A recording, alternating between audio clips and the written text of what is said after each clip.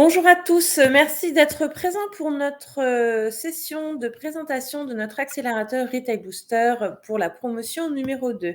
Je vais vous présenter dans un premier temps la plateforme. Donc, sur la droite de votre écran, vous avez plusieurs onglets. L'onglet de chat vous permettant de remonter quelques soucis techniques ou simplement de communiquer entre vous ou de nous saluer comme je vais le faire à l'instant. Et l'onglet questions qui va vous permettre de poser des questions à l'ensemble de nos interlocuteurs du jour. Donc, si vous avez des questions, je vous remercie de bien vouloir les poser directement dans cet onglet.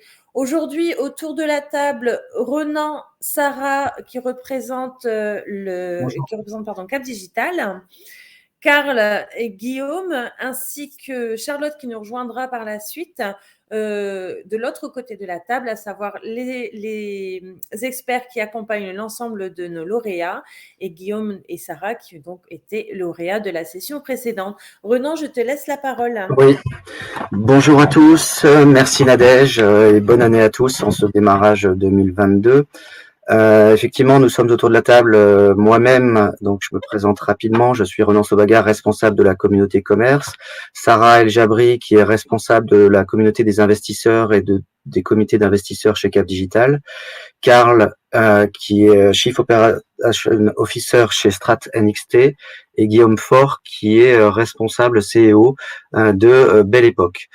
Merci à tous d'être présents ce matin. On fera un petit tour de table évidemment des personnes qui sont présentes aujourd'hui et on vous présentera effectivement non seulement l'appel à projet du Retail Booster qu'on vient de lancer, qu'on vient d'ouvrir depuis le 4 janvier, mais également nous aurons les retours d'expérience de Karl et de Guillaume qui nous parleront effectivement du retour de l'accompagnement sur le batch numéro 1. Je vais commencer tout de suite par une présentation assez rapide de Cap Digital et de certains programmes que l'on met en place pour la partie commerce.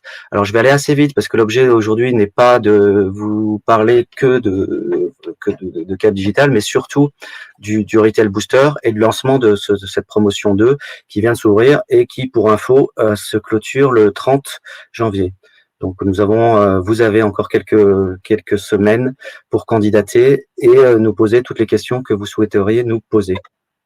Nous aurons aussi effectivement le retour de Charlotte Journobord qui nous présentera également le retour d'accompagnement de Wishimab. Excusez-moi pour cet oubli.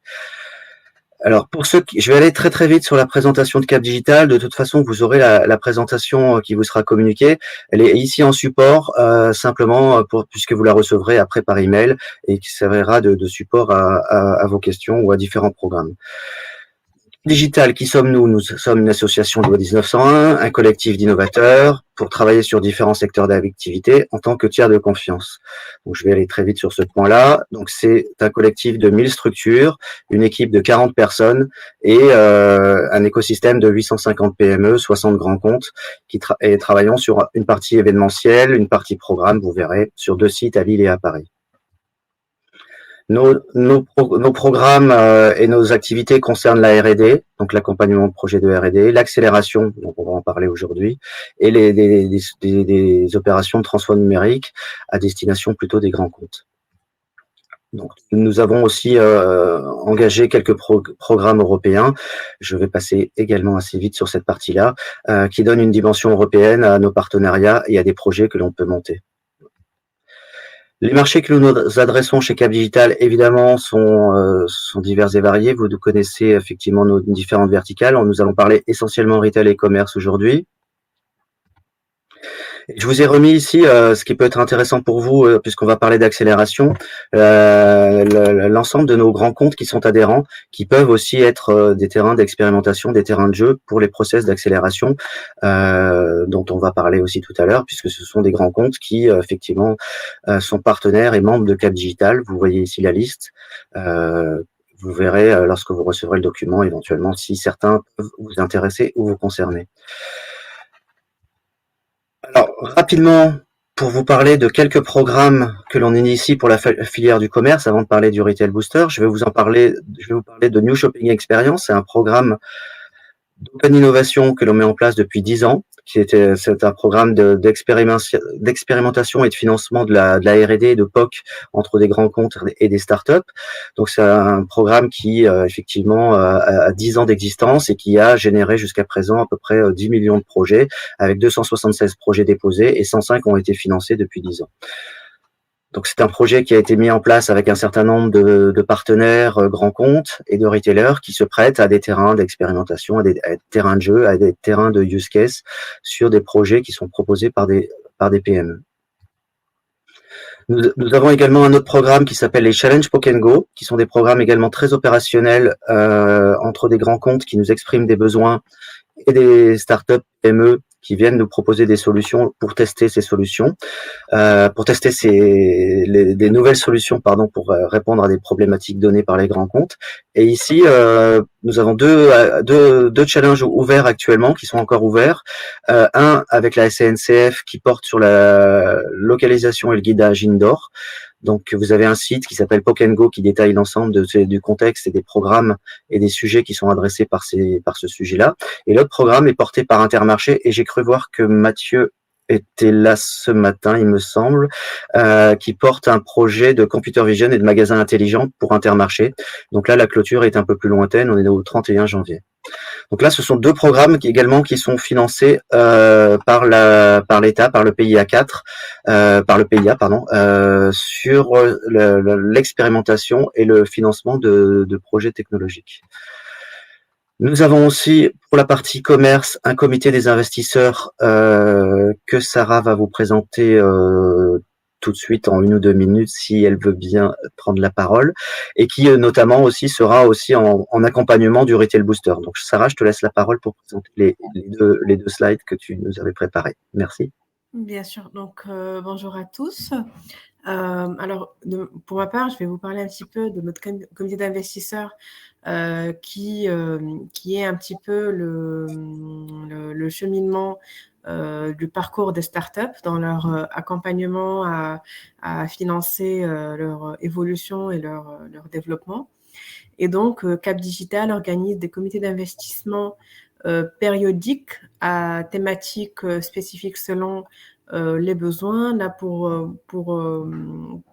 l'occasion du Retail Booster, on a un comité d'investissement spécifique pour le retail, où on a les investisseurs qui font partie du collège d'investissement de Cap Digital, qui sont adhérents à Cap Digital.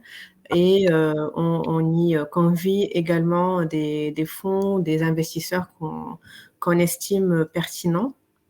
Ceci donne une bonne visibilité aux startups. Ça leur permet d'être mis en relation, de pitcher directement face à un collège qui est très qualifié, avec les investisseurs qui sont très pertinents pour la thématique, mais aussi pour le côté investisseur qui, eux, bénéficient d'un deal flow qualifié. Parce que on fait le travail de notre côté de préparation, faut bien s'assurer que la start-up elle est dans le bon moment pour lever, que les métriques correspondent à leur développement, à leurs objectifs, et que bien sûr la solution répond effectivement à un pain bien défini.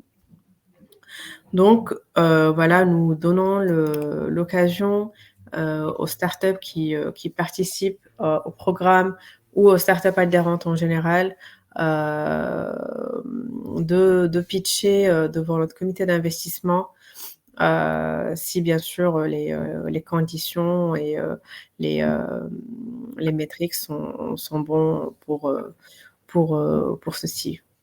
Voilà.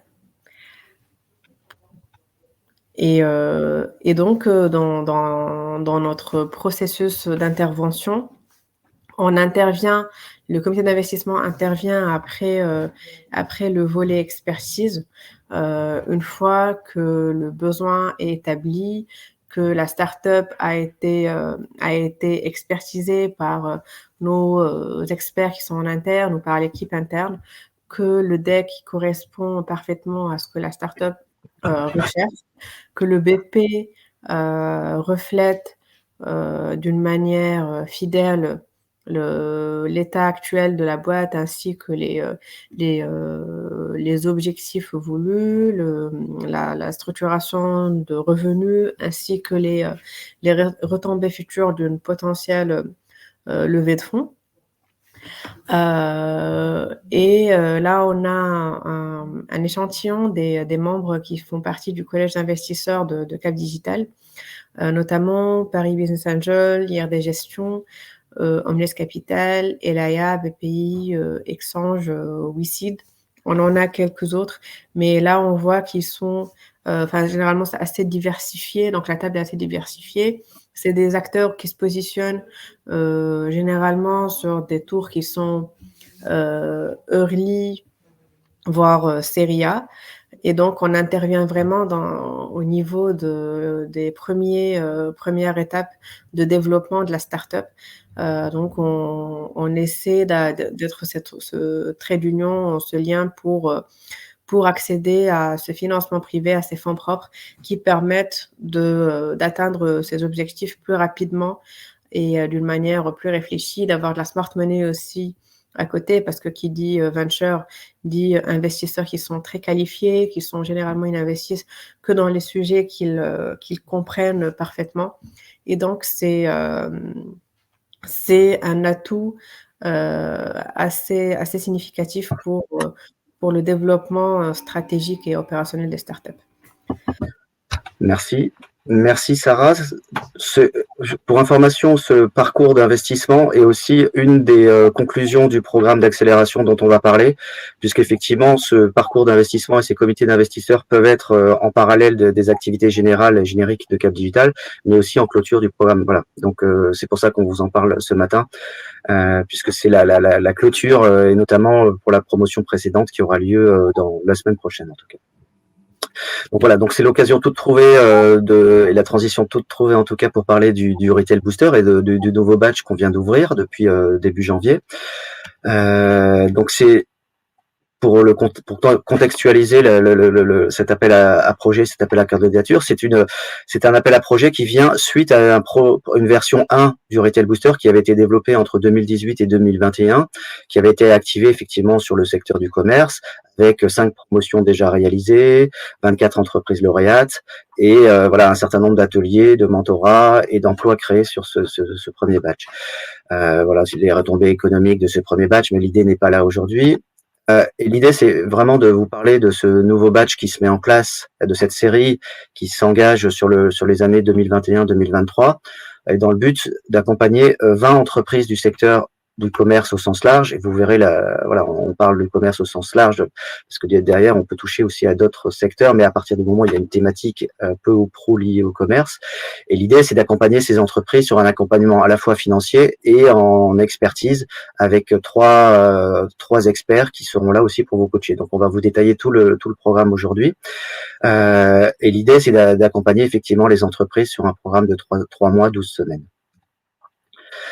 Donc, voilà, on se situe là dans la deuxième promo qui va se cadrer dans un espace temporel de mars à juin 2022, avec un déroulé sur 12 semaines, 3 experts, Karl étant là aujourd'hui, l'un d'entre eux, et sur un accompagnement qui consiste à 20 heures d'accompagnement, donc on va détailler un petit peu plus loin, 2 comités intermédiaires, un kick-off et un bilan à mi-parcours, et au final un comité final effectivement avec notamment le comité des investisseurs dont Sarah parlait juste avant.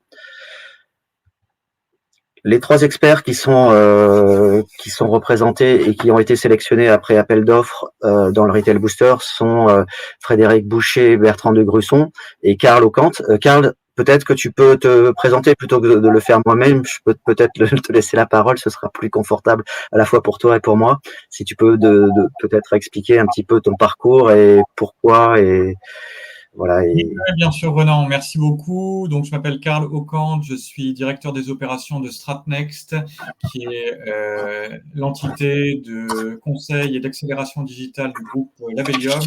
Labellium, leader en France du média digital avec des entités comme Labellium, bien entendu, mais aussi Tigers social media.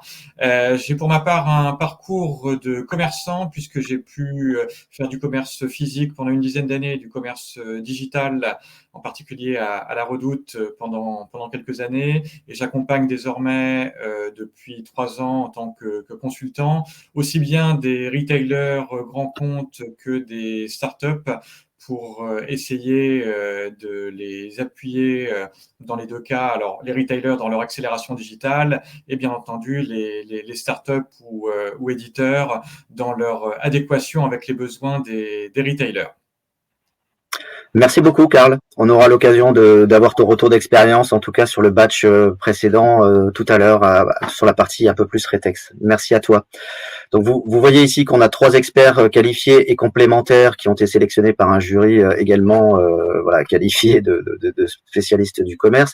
Donc on a Frédéric sur la partie finance, Karl qui est plutôt sur la partie bizdev et Bertrand plutôt sur le volet RH, sachant qu'effectivement après il y a une perméabilité entre les compétences évidemment et des complémentarités aussi d'expertise.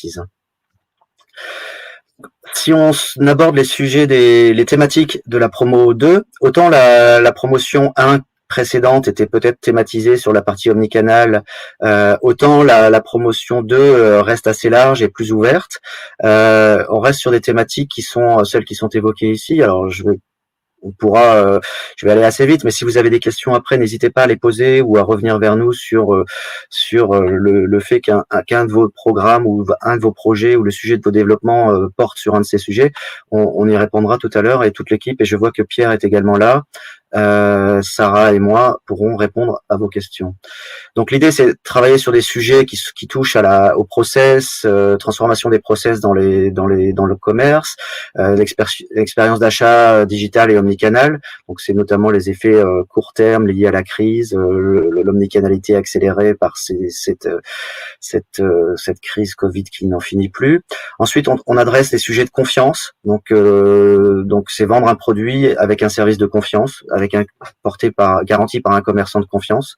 Donc toute la traçabilité, la confiance, le côté responsable du produit ou du service. Le commerce serviciel. Donc là, c'est apporter vraiment au consommateur une solution plutôt qu'un produit. Quel est le besoin? Et donc dans une chaîne de valeur plutôt servicielle, dans un ensemble de services que peut apporter une solution portée par une PME. Commerce circulaire, qui porte bien son nom, donc c'est étendre l'usage du produit, la seconde vie du produit. Et ensuite une dimension qui est plus territoriale, donc le commerce dans sa dimension géographique, territoriale, que ce soit avec une foncière, que ce soit avec un territoire, que ce soit avec un petit territoire, un petit centre-ville. Et là, on peut adresser le commerce de proximité éventuellement, le commerce dans les foncières, le commerce, les places de marché, voilà, tout ce qui peut interagir entre commerce et territoire. Potentiellement aussi, on peut recevoir dans cet appel à projet des sujets qui peuvent concerner le commerce et adresser aussi nos autres verticales côté Cap Digital. Vous savez qu'on travaille, comme je vous l'ai présenté tout à l'heure, sur la santé notamment, ou sur la ville durable, ou sur les industries culturelles et créatives. Donc si vous avez des solutions qui mixent commerce et ville durable, commerce et santé, commerce et culture, n'hésitez pas aussi à nous proposer vos projets. On les regardera évidemment avec attention dans les dossiers de candidature. Donc les critères de sélection sont habituels, sont classiques pour un accélérateur. Voilà, l'expertise, complétude des membres de l'équipe, pertinence du positionnement, différenciation par rapport à la concurrence, le potentiel de développement et potentiellement avoir effectivement déjà réalisé un peu une première preuve de concept et un minimum de chiffre d'affaires potentiellement, même si cette règle-là n'est pas rédhibitoire. Au niveau timing et calendrier, donc on est aujourd'hui effectivement au lancement, au début janvier. Donc une clôture au 30 janvier, je ne sais pas si vous voyez, c'est peut-être un peu petit, mais c'est sur le site de toute façon de candidature. Et avec un jury qui aura lieu le 22 ou le 23 février. Donc on vous donnera la date précisément, là on est en train de cadrer la date avec les membres du jury. Kick-off en mars et ensuite 12 semaines comme évoqué d'accompagnement avec un bilan à mi-parcours, un oral blanc en juin et un jury final qui se tiendra au 1er juillet. Avec, vous voyez, la ventilation approximative ou indicative, en tout cas, du coaching sur un volet finance, sur un volet BizDev et sur un volet RH. Le coût du programme est de 4 500 €. C'est important de vous le mentionner parce que contrairement à d'autres modèles que vous pouvez connaître ou adresser en tant qu'incubateur ou accélérateur, ici on est dans le cadre d'une prestation de service qui est de l'ordre de 9 000 €, mais qui est prise en charge à 50% par des fonds FEDER pour les entreprises qui sont situées dans les Hauts-de-France. Pour les entreprises qui sont hors Île-de-France, qui sont hors Hauts-de-France, pardon, le coût du programme est donc de 9 000 € et donc 4 500 pour les Hauts-de-France. Donc le programme, c'est un coaching, je vous l'ai un petit peu expliqué, mais on rentrera peut-être dans les questions après. Préparation pitch financeur, développement business, soutenance finale. Je vais passer assez vite sur cette partie-là. Les avantages, c'est effectivement vous aider sur la stratégie commerciale, vous aider sur la roadmap, la proposition de valeur, définir et pivoter éventuellement votre modèle économique, développer et affiner votre pitch investisseur, stimuler le volet RH et les process RH internes et vous préparer potentiellement à l'international. Donc 12 semaines effectivement avec un gros volet formation, un volet networking et un volet reconnaissance parce qu'un label vous sera décerné aussi en fin de programme et derrière la visibilité grâce aux outils Picom et Cap Digital.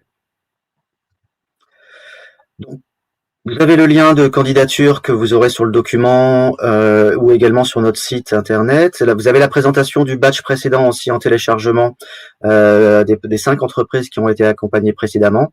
Et Sarah et moi sommes à votre disposition pour toute question, évidemment déjà aujourd'hui, mais aussi pendant la durée d'ouverture des candidatures, donc jusqu'à fin janvier.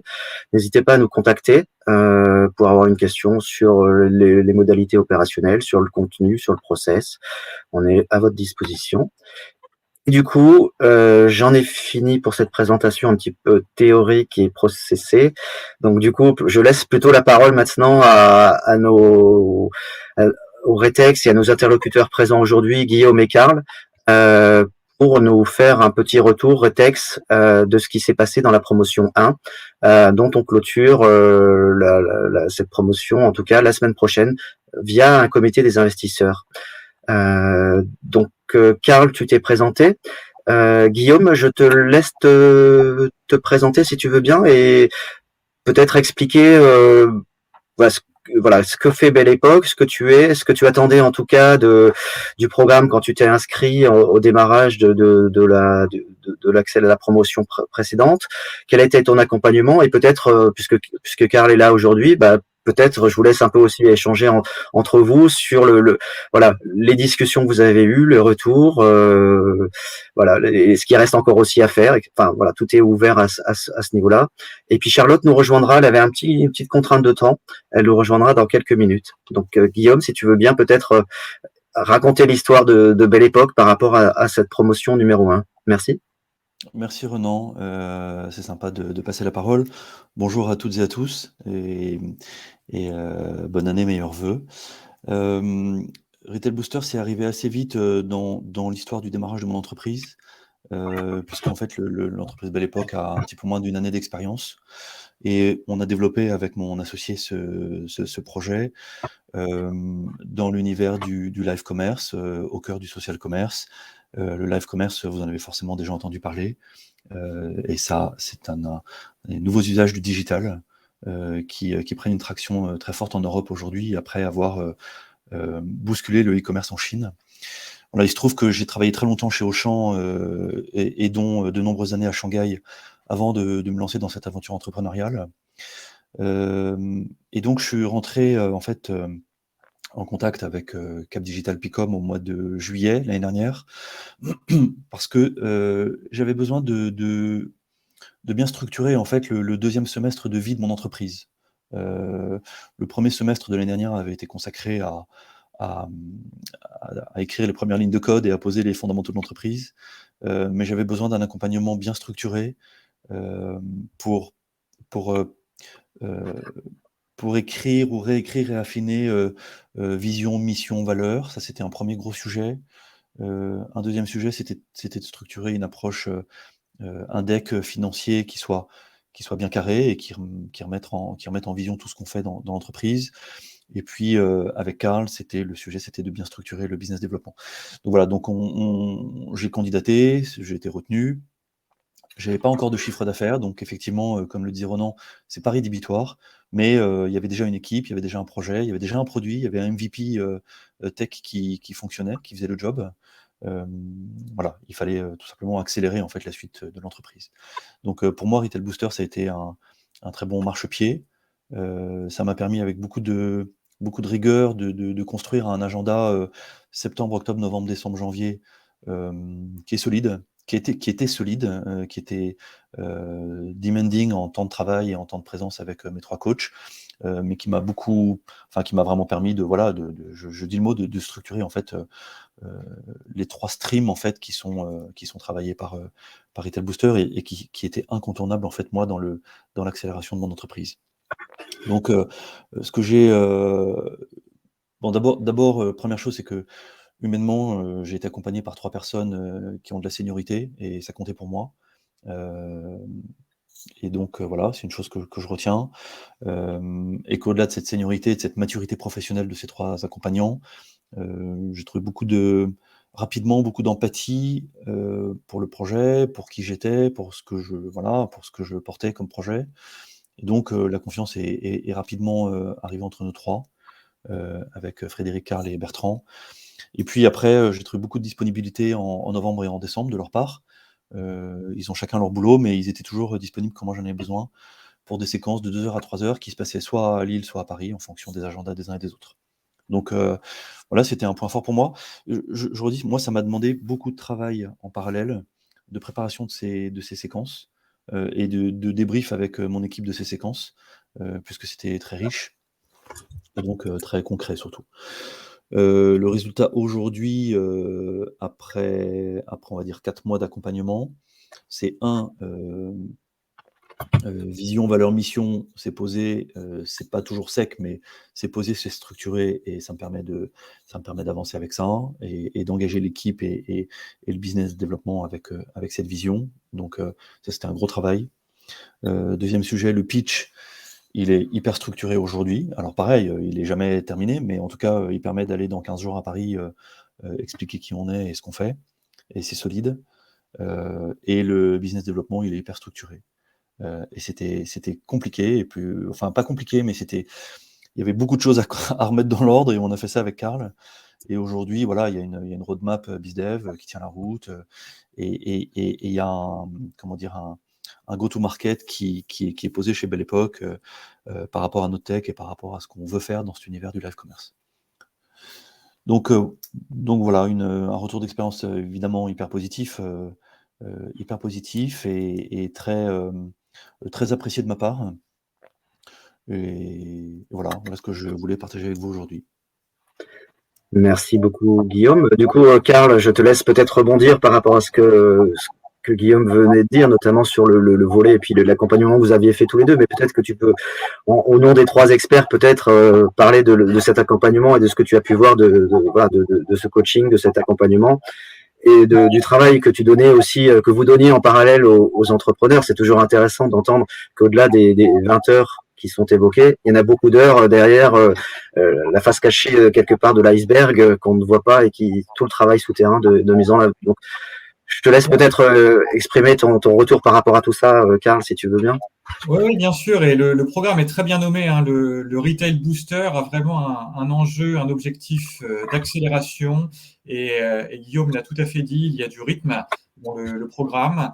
Alors, en effet, hein, on a à peu près, on va dire, entre 20 et 25 heures de partage sur les 3 experts. En général, en petit bémol par rapport au planning théorique qui a été donné, on est plutôt, ou tout du moins en ce qui nous concernait, Guillaume et moi, par exemple, on était plutôt sur des sessions de 2 heures, ce qui fait qu'on a pu caler à peu près une session mensuelle, un peu plus, même toutes les 3 semaines, on va dire, entre le début du programme et maintenant, d'environ 2 heures, ce qui permet de vraiment donner du rythme, d'être très efficace, avec entre les sessions aussi des points d'échange par email ou par téléphone, hein, qui nous ont permis de partager pour faire en sorte que la société accompagnée ne soit pas bloquée sur un sujet jusqu'à la session suivante. Ça a été aussi, comme Ronan le disait aussi tout à l'heure, capitaliser sur l'écosystème à la fois de Cap Digital et des experts, puisque bien entendu, nous avons l'opportunité d'accompagner un certain nombre d'enseignes et de marques, et parfois il y a des opportunités ou des choses que l'on peut voir dans nos accompagnements chez nos clients qui peuvent donner l'occasion à des mises en relation entre les startups accompagnées et l'écosystème des experts ou de Cap Digital, avec, on va dire, un enjeu pour nous qui était, et on va dire sur la partie BizDev, à la fois de bien s'assurer du positionnement du produit, positionnement par rapport à ses concurrents, positionnement sur son marché, sur les schémas de pricing aussi, puisque évidemment on est sur des sociétés qui sont encore en phase de structuration, donc parfois le pricing n'est pas encore complètement figé. Il peut faire l'objet d'ailleurs de POC avec certains clients, certains donneurs d'ordre, mandants que nous pouvons avoir dans nos écosystèmes. Après, des enjeux aussi sur toute la chaîne de valeur du lead, avec des structurations de deck. J'ai pu aussi participer, accompagner certaines sociétés sur des réponses à des appels d'offres qu'elles pouvaient avoir avec des grands comptes et des sociétés qui étaient en phase de recherche de partenaires. Assister à des pitchs. Encore cette semaine, j'ai pu voir une des sociétés pitcher auprès d'un de ses prospects. Donc, on accompagne vraiment les sociétés sur toutes les étapes qui vont de la prospection jusqu'au closing, essayant aussi de favoriser l'entrée de leads, comme j'ai pu le dire aussi dans ce tunnel de conversion pour les sociétés. Donc, c'est vraiment un accompagnement stratégique et opérationnel des dirigeants et des sociétés qui sont sélectionnés. Alors, ça, on va dire, c'est ce qu'on essaie d'apporter. Et sur ce qu'on a pu voir, et peut-être pour faire le cas un peu plus spécifique ou le focus sur ce que Guillaume et Belle Époque ont pu vivre à travers cette période, il y a du rythme. Alors donc, il y a vraiment un investissement aussi de la part de la société sélectionnée qui est important. Il ne faut pas l'occulter. Alors, il y a bien entendu la vie quotidienne de la startup à gérer, mais je dirais qu'on tire quelque chose de ce programme si on investit du temps, de la préparation en vue de ces sessions que l'on peut avoir ensemble, qui sont plus efficaces quand il y a des bonnes préparations en amont, comme Guillaume a pu le faire en particulier. On voit aussi que c'est un accompagnement humain. Entreprendre, c'est pas facile. Je suis bien placé pour le savoir aussi. Et on est vraiment là aux côtés de l'entrepreneur. La vie de start-up, c'est pas toujours facile au quotidien. On peut avoir des phases de doute parce que évidemment, on peut ne pas faire de closing dans certains cas. On peut avoir aussi parfois des difficultés humaines à recruter au sein de l'équipe, à gérer et tout ça. Donc, enfin, c'est la vie professionnelle, mais donc on est là aux côté aussi du dirigeant pour l'accompagner dans cette période à travers les hauts et les bas. Et ce qu'on voit aussi, c'est un partage aussi entre experts que l'on peut avoir avec Frédéric et Bertrand. Et on voit qu'en général, on a une vision assez commune, même si on n'est pas ensemble aux réunions de coaching, puisqu'on aborde chacun les piliers qui ont été définis, mais on a l'occasion de partager ensemble et de faire des revues sur les différentes sociétés et aussi avec Cap Digital. Et les visions sont très, très communes sur ce que l'on peut voir, ressentir aux côtés des dirigeants qui sont accompagnés. C'est dans tous les cas une super expérience, même pour nous en tant qu'experts, pour vraiment accompagner ces sociétés sélectionnées, les voir progresser très vite, et le plaisir humain qu'on prend aussi aux côtés des dirigeants accompagnés. Voilà. Merci beaucoup, Karl, de ce retour et Guillaume. Du coup, forcément, là, on va s'engager sur un cycle numéro 2. Voilà, l'idée, c'est de capitaliser sur ce qui a été fait, c'est d'accompagner aussi la suite des 5 premières entreprises accompagnées. Donc, il y aura un comité des investisseurs. Après, l'idée, c'est effectivement d'aller au-delà. C'est de pouvoir accompagner sur à la fois la partie financement et le comité des investisseurs dont on parlait tout à l'heure. Et c'est aussi derrière ouvrir nos écosystèmes, comme tu disais, Karl. C'est vraiment nos écosystèmes de retailers parce que effectivement, l'accélération passe évidemment par les contacts avec des grands comptes et par du business, soit effectivement en France, soit à l'international, mais en tout cas avec les grands comptes. Donc du coup, après l'idée, c'est de catalyser effectivement avec la partie projet, la partie des premiers POC, et notamment les projets d'open innovation dont on parlait tout à l'heure sur les programmes. Et donc, et Guillaume, du coup, sur la partie est-ce que tu peux nous partager un petit peu justement sur cette partie-là, ta roadmap de développement, soit techno, soit de financement, soit s'il y a des éléments qui ne sont pas confidentiels, quelle est la suite justement, comment est-ce que tu vois la suite une fois que du coup tu n'auras plus les trois guidelines de ces trois experts qui te coachaient pendant quelques semaines. Voilà, comment est-ce que tu te sens? Est-ce que tu vas poursuivre cet accompagnement potentiellement dans un autre cadre, ou comment est-ce que tu vois la suite? Voilà, c'est un petit peu ma question. La suite, c'est d'ancrer le développement commercial de l'entreprise là au premier semestre. C'est la priorité absolue. Donc tous les outils sont là maintenant. J'ai suffisamment de financement pour 2022 compte tenu du travail qui a été fait. Et en fait, ce que j'ai pas dit auparavant, c'est que le travail sur le deck investissement qu'on a fait avec Frédéric et le travail de structuration du BizDev qu'on a fait avec Karl, ça m'a permis d'aller chez Odefi à Lille et être lauréat d'une bourse d'accompagnement. Ça me permet de rentrer chez Réseau Entreprendre pour accompagnement, et ça me permet d'aller chez BPI proposer un dossier qui tient la route pour accompagnement. Et donc en fait, c'est une étape qui est pas visible parce qu'il n'y a pas de pitch invest en tant que tel, mais tout ce travail de Retail Booster, ça m'a permis de sécuriser le financement de 2022, de repousser à 2023 une levée de fonds potentielle, de me donner un peu plus d'un an devant moi de runway avec mes embauches pour bien asseoir mon développement commercial. Donc finalement, c'est venu au bon moment, me donner les moyens de me focaliser maintenant 2022 sur le BizDev et de faire tourner la boutique. Voilà. Et du coup, si j'ai entendu qu'il y avait effectivement beaucoup de travail qui était fait, j'insiste un peu en parallèle de cet accompagnement des 20 heures. Pour toi, est-ce qu'il y a eu des gros pivots à un moment donné qui t'ont été présentés? Est-ce qu'il y a des choses, effectivement, il y a peut-être beaucoup de pistes à développer. Est-ce qu'il y a une chose ou un gros pivot, une grosse, par rapport à ton retour à toi, c'est une question un peu comme ça ouverte.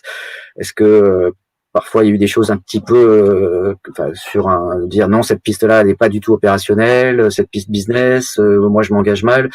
Est-ce qu'il y a eu un gros recadrage ou quelque chose comme ça qui à un moment donné t'as été qui sera au final bénéfique, mais voilà, c'est un petit peu le travail de réflexion qu'il y a derrière tout ça. C'est juste une question un petit peu ouverte, mais je te laisse. Non, il n'y a pas eu de gros recadrage et il n'y a pas eu de pivot, on n'en est pas encore là. Non, ce que j'ai mentionné tout à l'heure, c'est qu'il y a surtout eu de la part des trois garçons de l'empathie pour le projet. Et en fait, je pense qu'ils se sont mis dans le projet avec moi et puis ils ont orienté quand il fallait orienter, comme le disait Karl tout à l'heure, que ce soit sur la partie, par exemple, modèle économique. Voilà, c'était un sujet dont on a parlé. Mais c'est pas des gros pivots, c'est un échange qui fait que moi je mûris aussi et que derrière on ajuste le tir. Voilà, je dirais ça plutôt comme ça. Et peut-être pour compléter, je serai pour ma part à New York à la NRF à partir de samedi. Donc, c'est l'événement annuel mondial du retail. Et c'est vrai que ça a été l'occasion aussi d'échanger très récemment avec Guillaume. C'est pour ça que je dirais qu'il n'y a pas forcément de pivot, mais on a aussi eu des échanges un peu de prospective, de partage aussi sur les méga tendances. Et du coup, comment est-ce que le live commerce ou les applications de live vont s'intégrer aussi dans tous les bouleversements que l'on peut vivre encore autour de l'évolution du commerce et des apports de la tech. Alors, on parle de beaucoup de choses aussi actuellement. Maintenant, on parle de plus en plus de metaverse et ainsi de suite. Et donc, c'est l'occasion aussi de s'assurer. Alors, il y a des enjeux très court terme pour les sociétés et il faut faire du closing, il faut faire rentrer des contrats comme pour toute société, mais pour les startups en particulier, des enjeux de croissance.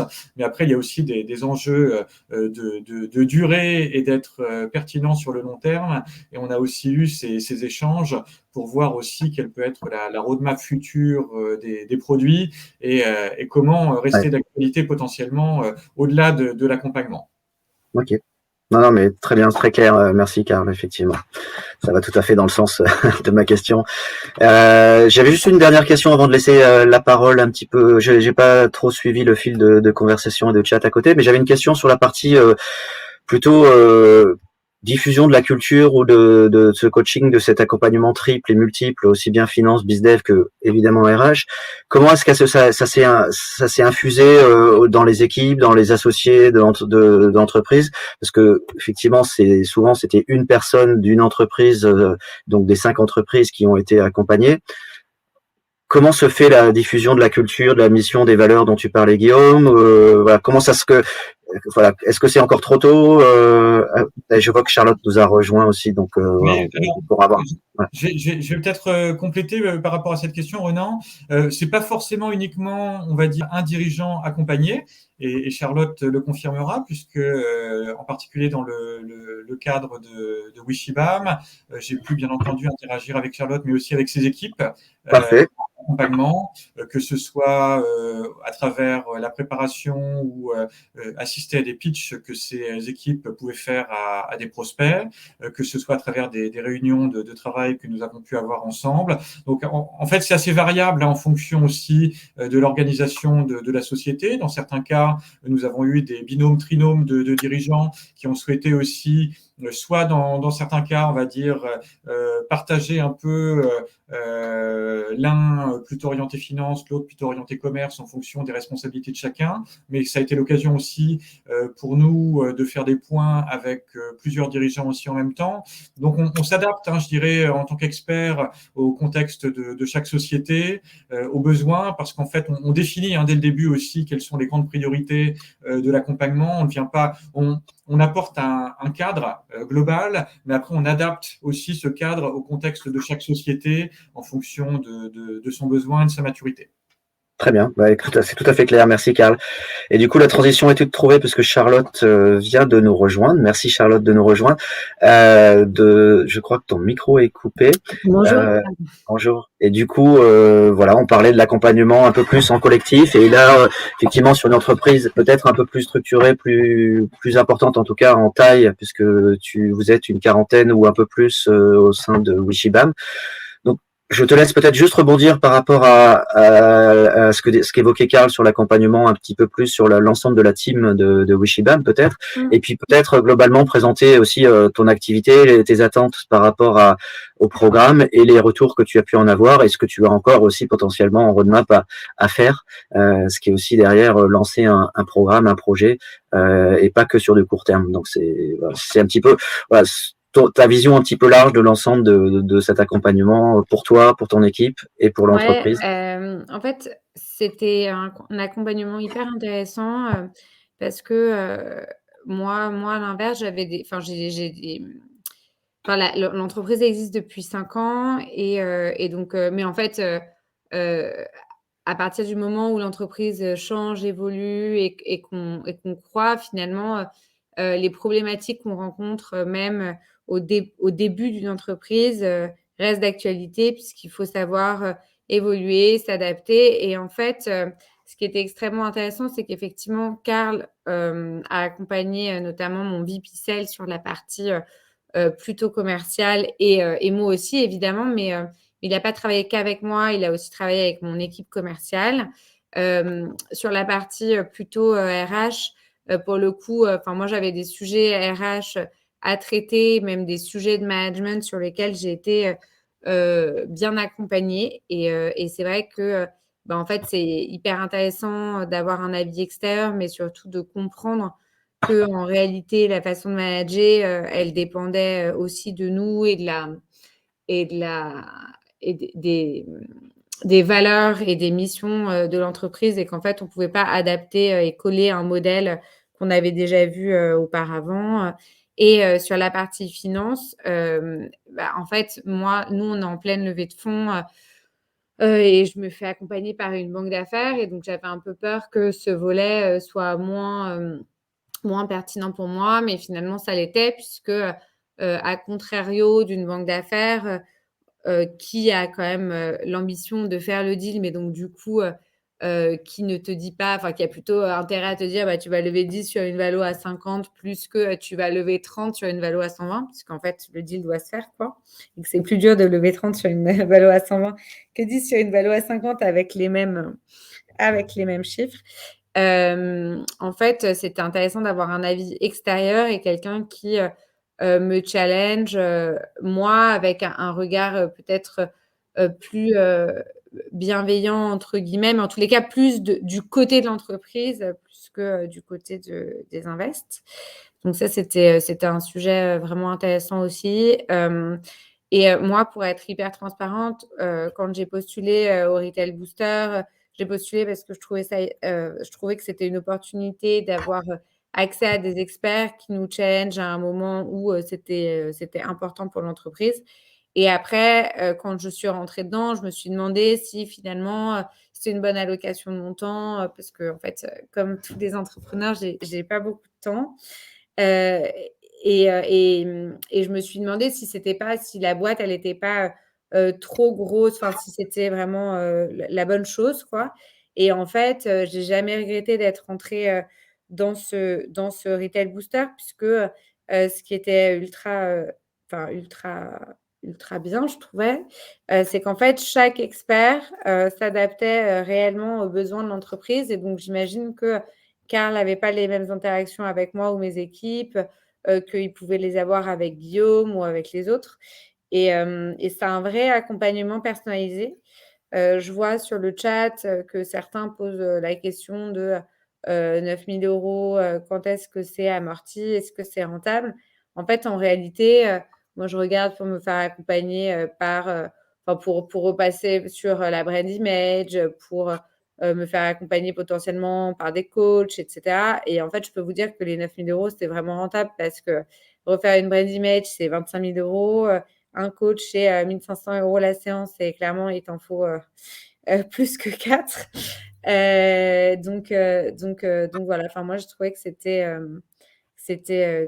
une super opportunité pour l'entreprise et que c'était aussi du temps pour moi pour prendre un peu de hauteur. Et je trouve que se fixer du temps pour prendre de la hauteur, c'est intéressant à tous les stades de l'entreprise, quoi. D'accord.